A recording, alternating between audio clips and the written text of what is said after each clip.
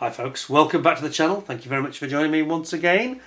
You are always most welcome. Well, today ICM, despite the setbacks they've had in the summer with this awful missile strike they have to suffer back in August, I understand they've now got their windows and all their new framing and their doors is all fixed, and they continue to rebuild and continue to entertain us with new kits. So let's have a look at the very latest that have arrived at the start of November. October releases. I'm going to start with the small one first, which is should be a quick one.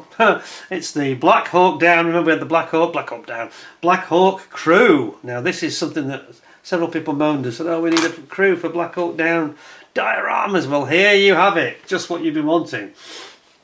You've got a winchman, you've got pilot and co-pilot, and on the side here you can see we have got them in sort of in profile form, so you can see what you're getting.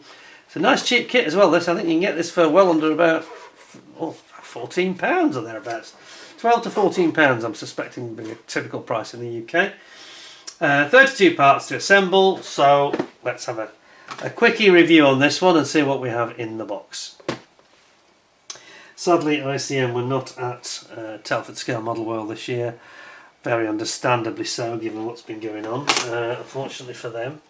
But nevertheless, they were represented on the Hobbyco stand, and they actually had this kit was on there, although you couldn't actually see the sprues. So this is the first time I've seen them.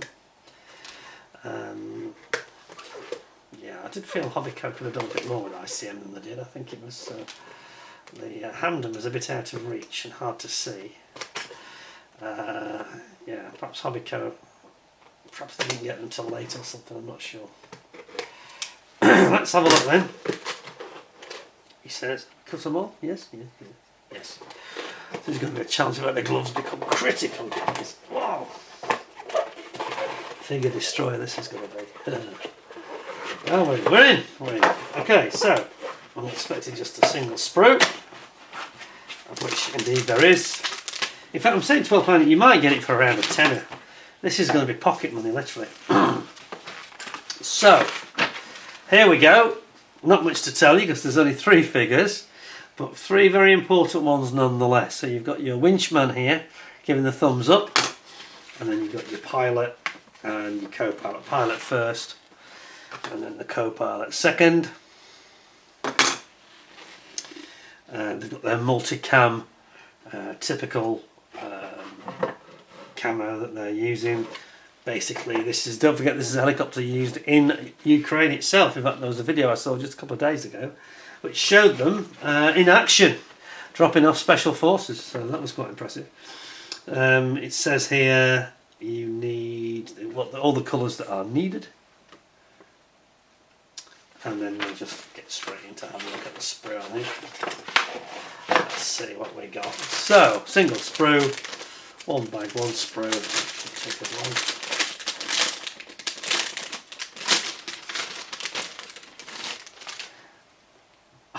Oh, do you know what? They've done this really well. So obviously I didn't explain they are 48 scale figures to go with the chopper. But look at this. Look at the detail they've achieved here. Oh, that's nice. In fact, it's so good, I'm feeling that the glasses I'm wearing are a bit insufficient, so I'm going to see if I can't get my others, because I need them.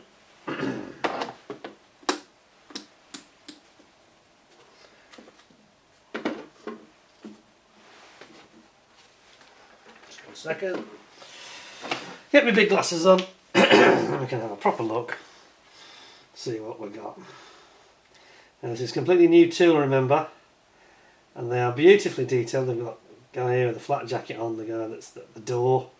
There's some fantastic detailing here on the things like the hands. Look at the detail. That's epic. You've got one here, he's got his visor down, and one with the visor up. So the visor down guy is actually the one that's at the door. And here he is. Yeah, so he's got like a flat jacket on, giving the thumbs up. Those are really nice for 1/48, aren't they? Because it's pretty small, you know. They've definitely done us proud here. And these will just complement your Blackhawk kit so nicely. You've got little ammo pouches there, you've got the legs, and then you've got the pilot sitting there. A really nice little set of figures. And this is good because it's only 3 figures and it's I say it's pocket money. You know, there's just no reason not to bother having this if you've got one of those Blackhawk kits. You need this set. Now some might say, well, we could have done with them perhaps earlier, but I don't think we should be too upset about that, given what ICM are having to suffer at the moment. And they've had a difficult summer, haven't they? I think that is a beautiful little figure set, actually. A must-have for anybody who wants to do a Mogadishu Operation Gothic Serpent, wasn't it? Black Hawk Down scene, or indeed any scene involving the Black Hawk. Very nice figures, flawless, nothing not to like. That's going to cost you pocket money, as I say. I very much doubt you'll pay more than £12 unless it's just a bit of postage. Fantastic set. So that's set number, kit number 48130, and I'm going to give it 10 out of 10 because there's just nothing not to like, and it will cost you buttons. So that's the first one. Second one is the Marder. Now this is really, obviously, it's the German Marder infantry fighting vehicle, which is a bit like a German version of the Bradley, you might say. And we've seen these in action in Ukraine. It doesn't give a lot of history on the side, but we've actually got them in Ukrainian colours. In fact, they're all in Ukrainian colours. December 23, Spring 24, Summer 24, and then Autumn 24. And this is kit number 72822. And here we go, 4 different markings to choose from. And this is set, and bear in mind this is 72nd scale this time, so it's in the smaller scale, a bit like we recently had the Bradley. So you can already see, you can easily make up a diorama with the Bradley and a Marder, you know, in a squad of the AFU. Let's have a look at the kit then, because before you ask me, I've got a nagging feeling this will be another rebox of a Revell, because obviously they've been used by Germany for some time, these vehicles. So I think that'll be the origin of the kit, I'm fairly sure. We'll probably know once we see the bag. I think it'll be missing. By the way, I should just add that the missing sprue which we had on the Bradley was ICM just sent me a new sprue for the one that wasn't in the box. Not sure what happened there, because it seemed to be like it was sealed, like it had been missed at the factory. It's really weird. I think it was the Revell factory. And I'm guessing, I can tell straight away it is a Revell rebox. You can tell by the Grundpunkt on the packaging and the nature of the bag. So as I say, we've got a similar scenario here. Let's hope we don't have any missing bits this time. And we have a nice write-up. So it says the SPZ Marder is a German infantry fighting vehicle developed by Rheinmetall that has served as the main combat vehicle of all the armoured divisions of the Bundeswehr since the 1970s. The vehicle underwent several modernisations throughout its service life, with the A3, this one, upgrade programme launched in 1988. The modernisation included 1,600 kilograms of improved armour, reinforced suspension, a new braking system and modified turret configuration. The resulting Marder A3 has proved to be one of the world's most battle-tested and reliable IFVs. Starting in March 2023, Ukraine began receiving the Marders. So that's about a year after the war started, isn't it? And they've continued until late 2024. Open sources indicate Ukraine received about 200 of these vehicles. That's quite good. Need more though.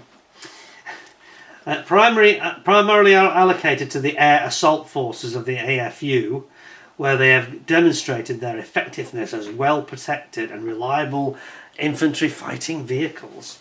Excellent. Weight 29 tons. It's quite heavy, isn't it? Wow.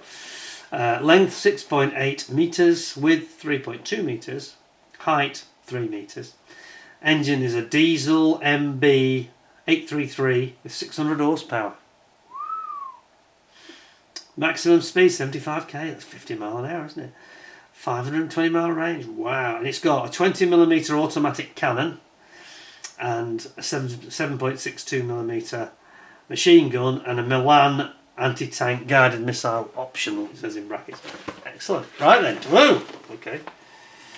So, let's get straight into this then.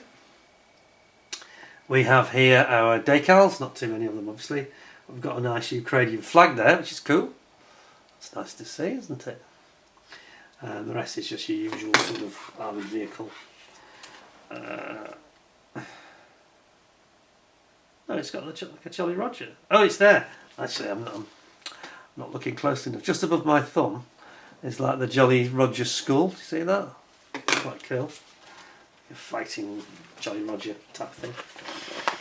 And then we're starting in our instructions with, zoom back a bit, building up our main road wheels and sprocket wheels. It's not a bathtub, it comes as separate parts, a bit like a matchbox kit really. You're building that up, the hole at the bottom, adding your wheels you've just created and the front and the back plates. And then we've got link and length track here, not rubber bands. That's quite cool. So we've got link and length, and then you just have to glue up the ones that go around the corner, and the sharp apex around the actual drive wheels and the sprocket wheels. Then you've got your upper hull, which looks very like an Alvis Striker family, doesn't it? It's a very similar concept that the Germans, I think, have they've copied it a bit, haven't they, really? And then we've got optional like gun ports on the side. Interestingly, we've got side armour going down there for this additional side armour to protect the crew. Then we've got what looks like some sort of a filter. I think it's the air filter system, and the hatch covers for the engine. And you've got some mounting rings at the back. And at the front you've got various mirrors etc. going on. Then you're building up your lights and your tow hooks and then your crew access at the back. It's a bit like the Bradley at the rear, isn't it, really, with the big access door. And you've got your rear lights and like tow rails in case they need to tow it, I think. Tells you you've got to make your own sprue aerial with heat, the candle. Bit unfortunate, but there we go. That's the way we used to do things. Aerials going on there, and then you're going to build up your turret, and including adding on the hatch. 20mm cannon here, not quite as good as the Bushmaster, I don't think, that's on the Bradley, but still quite a fast firing one. Fast firing is important if you've got one of these cannons. Rate of fire is absolutely critical. Then we've got our smoke dischargers, and you've got like a separate little port on the side, which is a remotely controlled, basically an MG43 to be honest, looking at it. They call it something else now, so the NATO nomenclature, I can't remember what they call it, but you know what I mean. So that all goes on the turret, complete with a warning flashing light on the top. All builds up on the side. Finally, you've got your what do you call it? It was the Milan, wasn't it? Milan anti-tank missile, which is a bit like the American tow missile that they used on the Bradley. Very similar setup.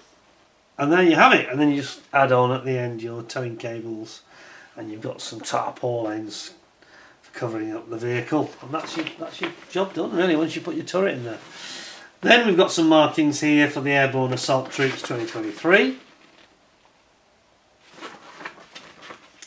Special Separate Airborne Brigade in 24 in Donetsk.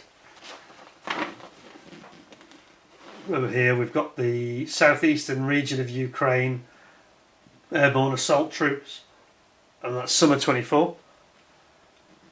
This is the one that has the Ukrainian flag. And then finally, autumn of 24, you've got like the two-tone style camo, which looks a bit more German looking actually, doesn't it, really? more practical though, I'm sure. Okay, so I say it's a Revell kit, and they're actually quite good at these type of kits. In fairness, it's one of the areas where they're a bit stronger than they are sometimes in other areas. So we've got to cut this open, just one bag. I'll do this in a careful and subtle way. That'd be a first, wouldn't it? Careful and subtle. Me we're talking about here. Pretty good, really. Normally. So, it's nice. It's really finely moulded. This is, as I say, it's one of the areas where Revell are actually quite strong. I think these 72nd Armoured Fighting Vehicles, they seem to do them really quite well. So here we go. We've got the main top hull, complete with the driver's hatch here, and you've got your little tarpaulins I mentioned that you need to paint up with your camo, and you've got like some leather straps on them as well. Over here we've got the rear access door. That's the door itself, and that's the access hatch, and that looks really nice in fairness, doesn't it? That's really cool. And this is where your troops are going to disembark from. And then you've got all your bits of cabling and etc, etc. That's that one.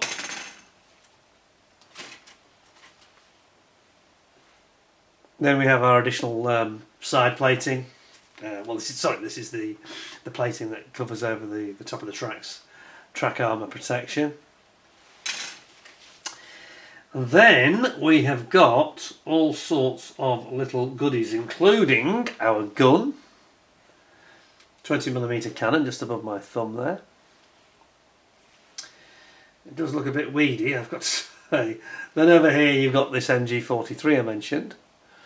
Get a bit closer. MG43, which is in this like a remote control unit, which is operated remotely. And then we've got all our little wheels, the tensioning return roller wheels at the top, and your main road wheels underneath here, complete with your sprockets and your idler wheels. There's your sprockets here. Nice kit actually. It's flawless. It's got no flash. Yeah, it's alright. I can see why ICM decided to go with Revell. Saves them tooling it themselves. It's just a bit odd that it's in 72nd, because not really Revell, not really one of ICM's scales, is it really? But that's all fine. And then last but not least, the business end. We've got the main bottom of the hull here, and all your side plates, which is all your suspension and where your bogies are going to go. It's got your shock absorbers there, and here's a bit of extra top armour that goes along, just a bit of additional armour plating to protect the crew. On top of the hull, it also gives them a little bit of stowage space as well. And then the Lincoln length tracks, and that's quite, yeah, the small these are. Quite a lot of small parts to work on there, to be honest.